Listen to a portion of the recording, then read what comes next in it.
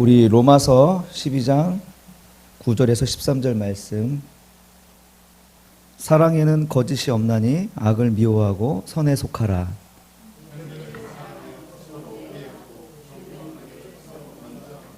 부지런하여 게으르지 말고 열심으로 주를 섬기라.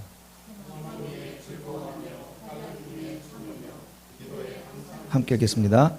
성도들의 쓸 것을 공급하며 손대접하기를 힘쓰라. 아멘. 예.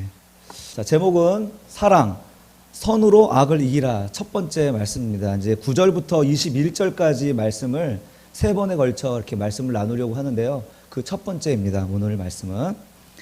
예. 우리는 지금 이제 로마서 1장에서 11장까지 우리 기독교의 근본 교리, 그것을 살펴본 후에 그 믿음으로 의롭게 되는 하나님의 은혜에 대한 이야기를 쭉 설명드린 후에 이제 12장에 들어와서 실천적인 내용을 좀 다루고 있습니다. 그 실천적인 내용의 또 근본적인 어떤 그 대전제를 1절에서 8절까지 보고 있고요. 9절부터 21절까지는 실제적인 행동 지침들이 나오고 있습니다.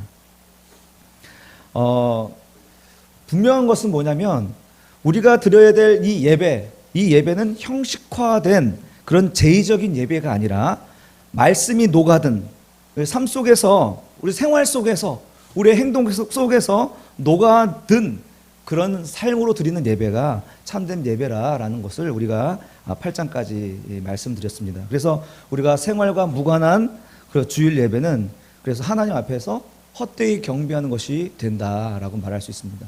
그러니까 우리가 일주일의 삶은 여러분 어떻게 보내셨습니까? 하나님의 말씀 가운데에서 또 은혜로 살아오셨는지요?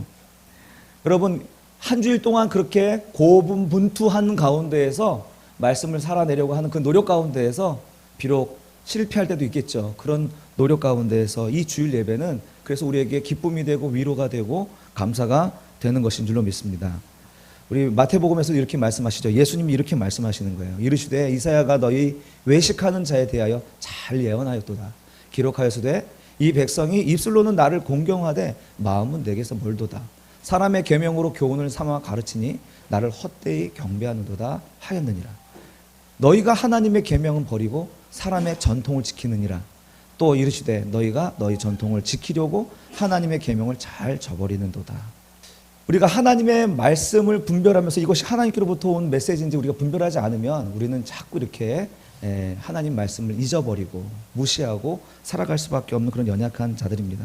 그래서 하나님의 은혜가 필요한 것이죠. 자, 이 하나님의 말씀, 주일 하루만 우리가 살아가는 것이 아니라 이제 월요일 아침부터 시작되는 우리의 삶 속에서 육화된 말씀, 레마의 말씀으로 살아내시는 우리 새바람교회 성도님들이 다 되시기를 주님의 이름으로 축복합니다. 그래서 말씀은 듣는 것이 예배가 아니라 우리의 말씀을 그대로 살아내는 것이 예배라고 할 수가 있는 것입니다. 한번 같이 읽어볼까요? 로마서 2장 13절 시작. 하나님의 앞에서는 오직 율법을 행하는 자라야 의롭다 하심을 얻으리라. 아멘. 예, 하나님 말씀을 행하는 삶이 전제되어야 우리의 주일 예배가 참된 예배가 되는 것입니다. 또 다른 관점은 뭐냐면 이제 이렇게 삶으로 드리는 이 영적 예배는요, 개인적이 아니라 공동체적이다라는 것입니다. 공동체적. 개인의 신앙은 공동체가 떠받치고 있는 것이에요. 우리 교회는 아주 가족 같은 아주 조그만 규모의 교회입니다. 우리가 이 공동체가 서로가 서로를 하나님의 말씀으로 이렇게 떠받치고 있는 공동체가 되기가 아주 쉬워요. 그러나 규모가 점점 사이즈가 점점 커지면 이렇게 공동체적으로 신앙생활 하기가 아주 쉽지 않죠. 그래서 큰 교회들도 새로운 셀이나 가정교회나 또 뭐라고 합니까? 뭐 다락방 이런 명칭을 사용하여서 이렇게 가족 단위의 그룹을 만들어서 이 공동체가 개인을 떠받칠 수 있도록 이렇게 신앙생활을 하는 것을 봅니다. 개인의 신앙은 공동체를 떠나서 지탱되지 않습니다. 단독으로 존재할 수가 없습니다. 그래서 사도는 예배드리는 공동체를 뭐로 비유했습니까? 몸으로 비유했습니다. 예배드리는 공동체를 그래서 몸으로 비유한 것이죠. 우리 모든 성도들은 이 공동체를 떠나서는 단독으로 존재할 수 없다는 것을 간접적으로 말씀해 주고 있는 것입니다. 자, 우리는 이 영적인 공동체, 우리 세바란 공동체는 개인으로만 개인 신앙생활에 머물지 아니하고 우리가 공동체가 함께 거하면서 함께 교제하면서 거기서 수고와 헌신을 통하여 이 교회가 세워지는 것인 줄로 압니다. 이제 9절부터는 이제 사도 바울은 몸된 교회가 어떻게 이제 건강하게 세워지느냐, 이런 건강성에 대한 실제적인 교훈을 담아서 말씀하고 있습니다. 제가 오늘 설교, 지난주 12장 설교할 때부터 그랬지만, 조심스러운 것은 우리가 하나님의 은혜로 되는 이 교리를 우리가 살펴보았잖아요. 우리는 가만히 있어야 될 정도로 아무것도 하지 말아야 할 만큼 은혜를 강조했는데, 다시 12장에 들어서서 율법으로 돌아갈 수 있는 여지가 다시 생긴 거예요. 왜냐하면 로마서 12장은 처음부터 끝까지 하라, 하라, 하라 이렇게 말씀하고 있거든요. 모든 것이 다 행동 지침으로 주어졌어요. 그래서 우리가 앞으로 3주 동안 이 12장을 살펴볼 때요, 그 전제가 하나님의 은혜 입은 성도가 취하게 되는 행동으로 이해하고 말씀을 들어주시기를 간절히 바랍니다. 9절부터 21절까지의 내용을 한번 보세요. 9절부터 21절까지의 내용을 보시면 이제 영적 예배 실천에 대한 내용이 이제 나오는데, 3절부터 8절까지는 소극적으로 너희 은사대로 하라, 믿음의 분량대로 하라, 소극적으로 그것이 몸을 건강하게 하는 비결이라는 거 말씀드렸잖아요. 만약에 그 몸의 지체가 자기의 자리를 이탈하고 잘못된 행동을 하고 지시를 따르지 않으면 그 몸은 건강한 몸이 아니라는 것입니다. 그래서 소극적으로는 그 자리를 지키는 것이 그 몸을 건강하게 지키는 것이고, 이제 9절부터 21절까지는 적극적으로 건강한 몸을 위하여 우리가 해야 될 것들을 이야기하는 것이죠. 그 전제가 되는 것이 9절이 되는 것이고, 사랑으로 하라라는 그 명목 아래 이렇게 구분을 해놨습니다. 10절부터 13절까지는 건강을 위한 몸의 활동, 이것을 우리는 성도들이 교회 안에서 드러내야 될 태도들을 이렇게 13절까지 묶었고요. 그리고 세상 속에서 살아가는 성도들이 이제 질병에 대한 몸의 반응으로 비유를 했는데, 세상 속에서 살아갈 때 우리 성도들이 거기에 대한 어떤 태도를 져야 되는가 하는 것을 14절부터 21절까지 내용으로 볼 수가 있겠습니다. 그래서 저는 오늘은 10절부터 11절 이 한 두 절, 9절, 10절, 10절 세 절 가지고 한 주 설교하고요, 12, 13절 가지고 설교하고자 합니다. 그리고 마지막 세 번째는 이제 질병에 대한 몸의 반응, 이렇게 세 번 설교를 하도록 하겠습니다. 자, 이것을 전체를 이렇게 사랑으로 하라는 그 대전제 속에서 이 교훈이 주어졌습니다. 이 사랑은 어떤 사랑이라고 말하고 있습니까? 우리 9절을 한번 보겠습니다. 9절. 사랑에는 거짓이 없나니 악을 미워하고 선에 속하라. 어떤 사랑입니까? 예, 거짓이 없는 사랑을 이야기하고 있습니다. 예, 거짓이 없는 사랑. 이 거짓이 없는 사랑이 그리스도의 몸을 건강하게 세운다는 거예요.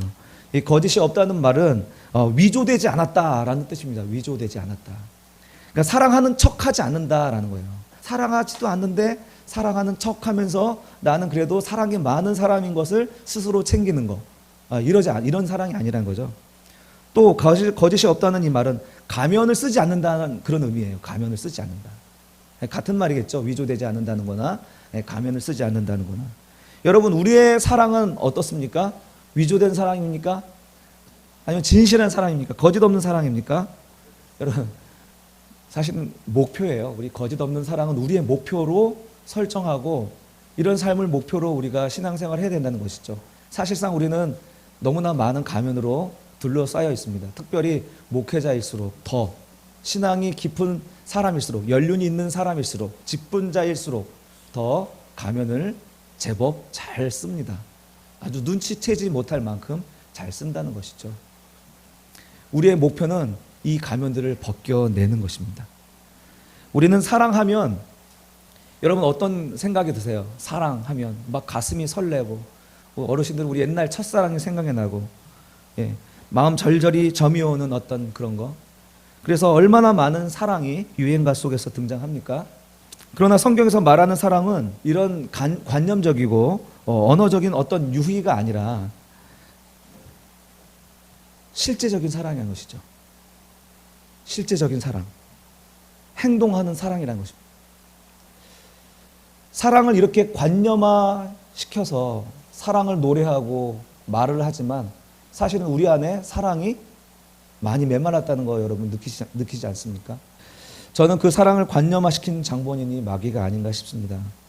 사랑이 마치 우리의 생각이나 우리의 관념이나 느낌인 것처럼 오도한 것인데요.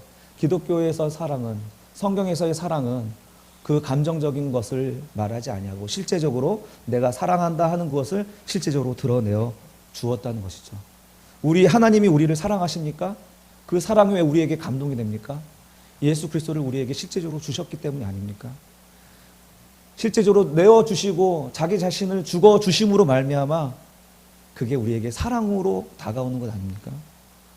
우리 요한일서 18장 같이 읽겠습니다. 시작. 자녀들아, 우리가 말과 혀로만 사랑하지 말고 행함과 진실함으로 하자.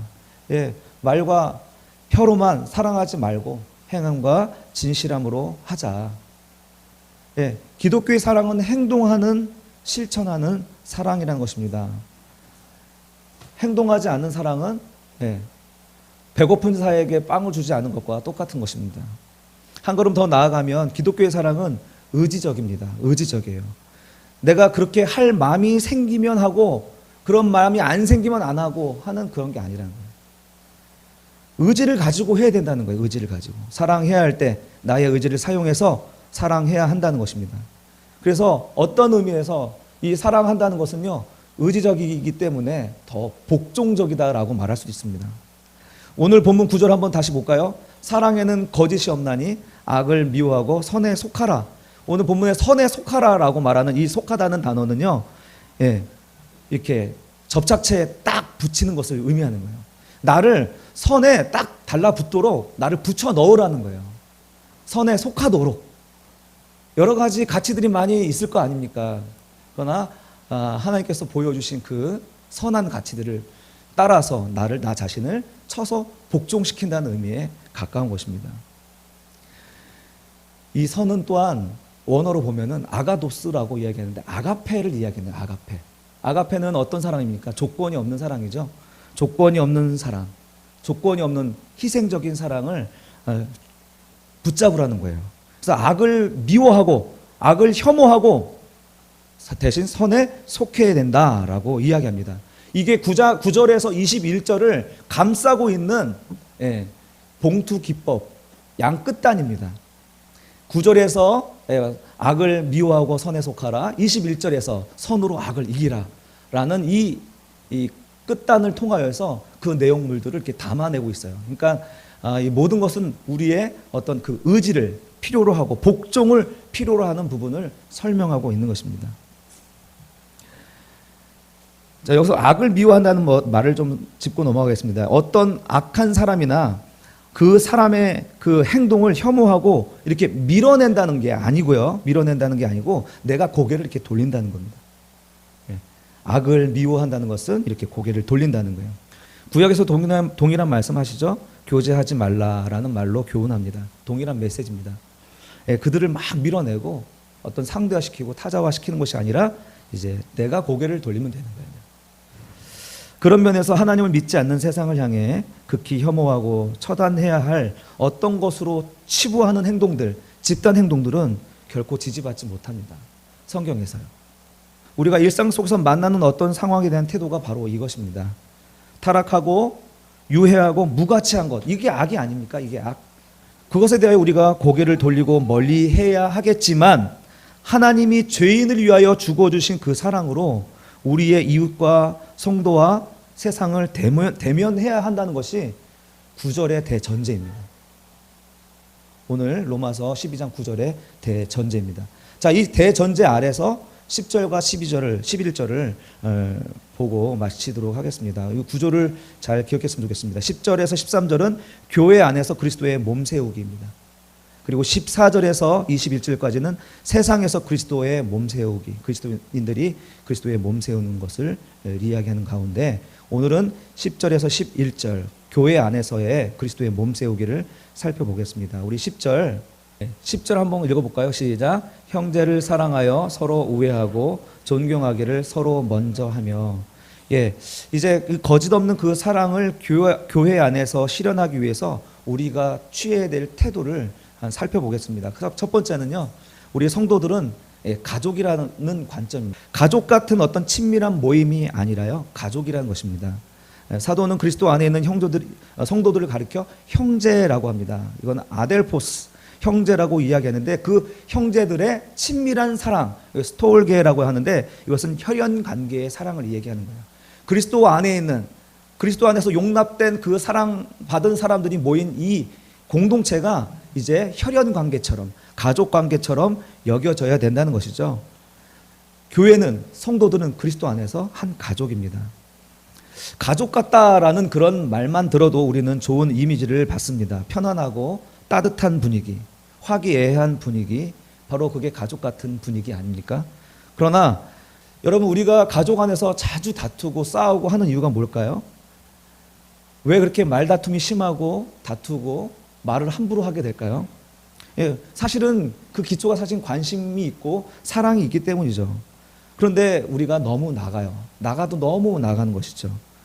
말로 상처를 주고 씻을 수 없는 관계 단절로 가기도 합니다. 그러나 분명한 것은 그 시작은 사랑이었다는 것입니다.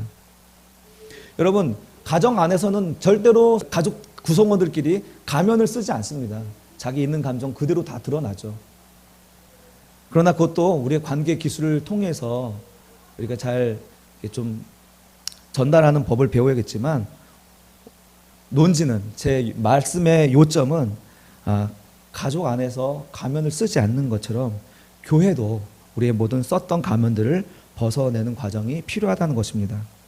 사랑하는 척하며 친절한 척하며 괜찮은 이미지를 챙기는 공동체가 아니라 때로는 귀로 듣기에 쓰고 마음이 아파도 사랑으로 권할 수 있는 공동체가 교회이며 가족인 것입니다. 물론 대화의 기술이 필요하고 하나님의 사랑을 기억함으로써 선한 결과를 얻을 수가 있습니다. 분명한 것은 우리의 가면을 벗어야 된다는 것입니다. 사람들의 관계 속에서는 처음엔 신혼기가 있고 그리고 갈등기가 있고 안정기가 있다고 합니다. 우리는 이제 세워진 지 3년이 이제 지나가고 3년이 다가오고 있는데요. 어쩌면 우리는 신혼기와 같은 서로에 대한 기대와 신비로운 어떤 그런 환상 속에서 이런 신혼기를 보내왔다면 이제 서서히 우리 안에 있는 차이들을 발견하게 되고 갈등기로 접어들 수 있을 것입니다. 그러나 이 가운데 우리가 그것을 우리 안으로 감춰두고 골마 터지도록 내버려 두는 것이 아니라 우리가 하나님을 바라보면서 하나님의 사랑, 아가도스, 선을 선택하는 그 노력과 수고를 통하여서 우리 공동체 안의 갈등들을 하나하나 해결해 나갈 때 안정기에 도달하게 되는 것이죠. 그러면 또다시 우리는 신혼기를 맞이하게 되고 이렇게 계속 선순환적인 어떤 부흥을 이룰 수 있을 거라 믿습니다. 여기서 또한 말하는 이 사랑은 지체의식을 바탕으로 이야기하고 있습니다. 앞에서 말씀드렸던 그리스도의 몸된 교회, 사도 바울은 교회를 몸으로 비유하고 있죠. 그래서 이 형제 사랑, 교회 안의 지체 간의 사랑은 이 지체의식을 바탕으로 이해해야 된다는 사실입니다.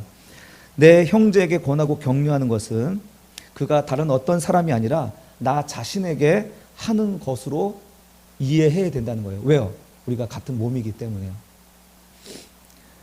지체의식이 형제애를 가능케 하는 거예요. 자, 지체의식이 뭐예요? 내가 다른 기능을 가지고 있지만 나는 그리스도 안에서 한 몸이라는 거잖아요. 결국 내가 내 형제를 사랑하는 것은 나를 사랑하는 것입니다. 그렇잖아요. 내 몸이니까. 그리고 그 내 형제를 사랑하는 것은 이 몸을 사랑하는 것이므로 그리스도를 사랑하는 것입니다. 그래서 11절에서 부지런하여 게으르지 말고 열심을 품고 주를 섬기라고 말하는 것입니다. 형제의 사랑이 바로 주를 섬기는 것입니다. 우리가 하나님 그 공동체 안에서 이런 사랑을 나타내지 못하면서 우리가 제의적인 사랑 안에 우리가 머물러 있다면, 하나님 사랑 안에 머물러 있다면 그건 십계명을 제대로 이해하지 못한 것입니다. 이러한 가족의식, 지체의식을 가지고 서로 존경하라고 말하고 있죠. 이런 서로 우애하고 존경하기를 서로 먼저 하며, 이것이 공동체 안에서 두 번째 태도입니다. 우리가 서로 공동체 안에서 서로 존경하는 그런 마음으로 서로 대해야 된다는 거죠. 여기서 말하는 존경은 정당하게 평가된 것을 표현하라는 것입니다. 존경이란 것은 그 사람에 대한 가치를 그대로 인정해 주라는 겁니다. 하나님이 우리 각 사람에게 그 믿음의 분량대로 다 주셨는데 그 고유의 가치대로 평가되어야 된다는 거예요. 우리 각 사람은. 모든 사람이 서로에게 이렇게 서로 정당하게 평가해 줘야 된다는 겁니다. 그것이 오늘 본문에서 우애하고 존경하기를 서로 먼저 하라는 말씀입니다. 우리는 평생 평균이란 잣대에 졸졸 우리가 따라다니고 있습니다. 나는 평균만큼 하나? 평균을 넘어서기 위해서 안간힘을 다 쓰고 있죠. 매 순간 우리는 비교하는 삶으로 피곤합니다. 그러나 여러분, 우리의 삶은 평균적이지 않습니다. 그럼 평균적인 삶은 존재하지 않습니다. 나는 다른 누구와 비교할 수 없는 그런 존재이기 때문입니다. 우리가 그렇게 만들어졌기 때문이죠. 하나님 우리를 각각 다르게 만드셨습니다. 그리고 각각 그들의 재능대로 은사를 주셨습니다. 그러므로 모든 성도들은 그 사람에게만 주신 하나님의 은사, 그 사람에게만 주신 그 믿음의 분량 그대로 그 가치를 인정하고 존중해 주는 것이 바로 존경이라는 것입니다. 그것을 어떻게 해요? 앞다투어 먼저 하라는 것입니다. 나와 다른 캐릭터, 나와는 다른 재능, 나와는 다른 관점, 나와는 다른 그런 말투를 앞다투어 먼저 존경하라는 것입니다. 진심으로 상대를 그 은사를 인정하라, 존중하라, 귀중히 여겨라, 높이 평가하라 라고 말하는 것입니다. 이것이 거짓이 없는 사랑의 태도입니다. 비교하고 경쟁하고 시기하는 곳에 사랑이 있을 리가 있겠습니까? 하나님께서는 각자에게 주신 그 은사를 그 가치대로 정당하게 평가할 것을 요구하는 것입니다. 자, 이러한 존경은 서로 앞서 말씀드렸듯이 앞다투어 먼저 하는 것입니다. 이것이 세 번째 태도입니다. 세 번째 태도.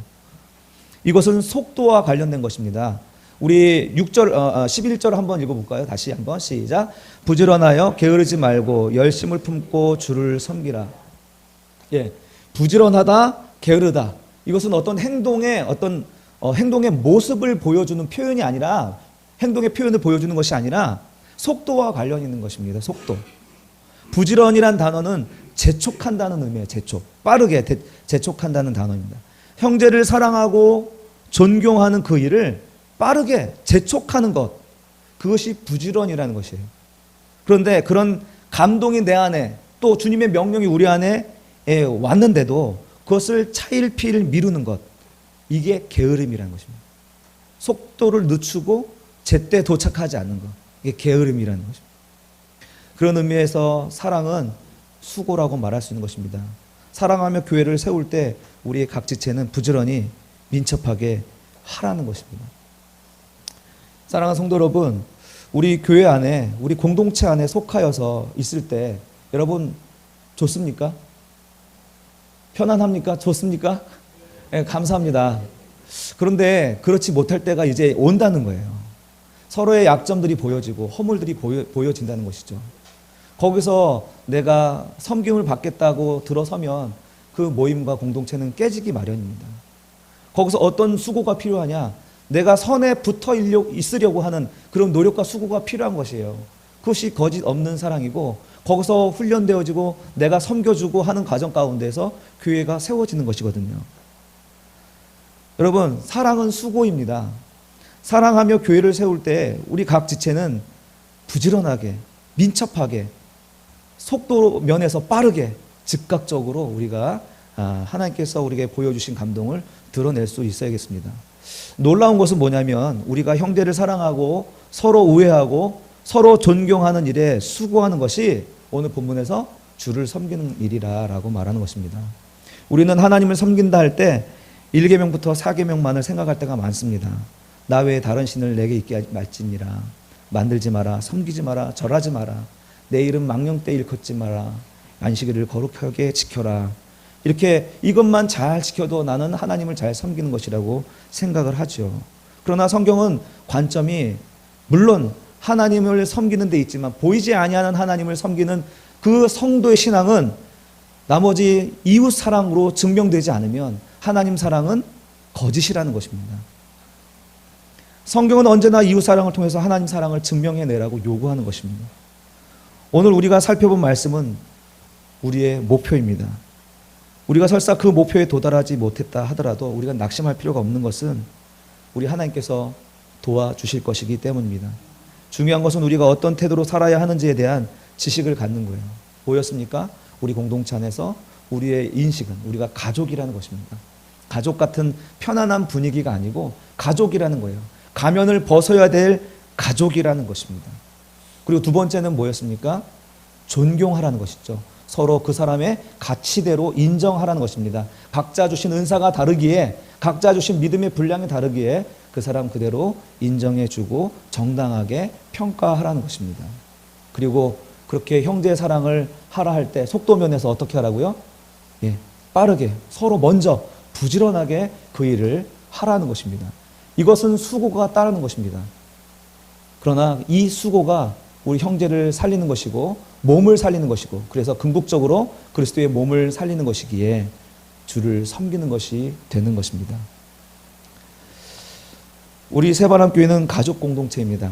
재능대로 주신 은사를 사용하는 공동체입니다. 그리고 서로 가치를 정당하게 평가해주고 인정하는 공동체며 부지런히 열심을 가지고 형제 사랑을 실천하는 공동체입니다. 이것은 우리의 목표입니다. 여러분, 우리가 가야 할 방향이라고 믿고, 설사 지금 우리가 잘 되지 못한다 할지라도 그 목표를 바라보면서 오늘 하루하루를 점검해 간다면 그 목표에 서서히 도달할 수 있을 줄로 믿습니다. 사변적이고 관념적인 사랑을 우리는 내려놓고 행동하는 사랑으로, 사랑의 능력을 나타내는 교회로 다 함께 세워나가는 새바람교회 성도님들 되시기를 주님의 이름으로 축원합니다. 우리 함께 기도합시다. 주님, 내가 관념적으로만 사랑했습니다. 내 말로만 사랑했던 것 같습니다. 그래서 나는 사랑이 많은 사람이라고 이렇게 자기 자랑과 의를 챙겼던 우리 자신을 회개합니다. 하나님, 오늘 본문의 말씀처럼 우리의 가면을 벗기며 진정한 가족으로 나아갈 수 있는 그런 과정을 우리가 밟을 수 있도록 좀 도와주시고, 또 그 각 사람의 우리 갈등의 요인이 되는 것이 오히려 감사의 요인이 되지 않습니까? 각 사람에게 나눠주신 믿음의 분량대로 정당하게 평가받을 수 있는 그런 교회, 그리고 사랑하는 그 모든 명령, 주님의 감동을 피하지 말고 즉각적으로 부지런히 수행할 수 있는 아름다운 공동체가 되도록 우리 함께 말씀을 생각하며 기도하겠습니다.